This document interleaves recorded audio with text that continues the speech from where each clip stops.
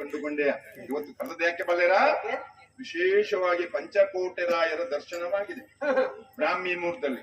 ಇದು ಎಡಬಲೆ ಹಾಗೂ ಬಲಮಲೆಯ ಮಧ್ಯೆ ಇರ್ತಕ್ಕಂತಹ ಆ ಪರ್ವತ ಶ್ರೇಣಿಯಲ್ಲಿ ಆ ಪಂಚಕೋಟಿ ರಾಯರು ನೆಲೆಯಾಗಿ ನಿಂತಿದ್ದಾರಂತೆ.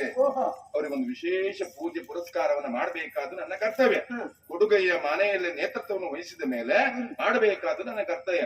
ಅದಕ್ಕೆ ಬಾಳು ಭಂಡಾರವನ್ನು ಅಥವಾ ಸಕಲ ವಸ್ತುಗಳನ್ನು, ಹಣ್ಣು ಕಾಯಿ ಫಲಪುಷ್ಪವನ್ನು ಕೊಂಡು ಹೋಗ್ಬೇಕು. ಯಾವ ರೀತಿಯಲ್ಲಿ? ಪಂಚವಾದ್ಯದ ತನ್ಮೂಲಕ. ಅದಕ್ಕಾಗಿ ನಿನ್ನ ಕರೆಸಿದ್ರು. ತಿಳಿಯಲು ಒಂದು ವಿಚಾರ ಕೇಳುವವರಿಗೆ ಏನದು? ಎನ ಕೇಳಿ ರಾಮ ದೀಕ್ಷಿತರು ಎನ ರಾಮ ದೀಕ್ಷಿತರು ಅಭಿಮಾನ ತಳೆದ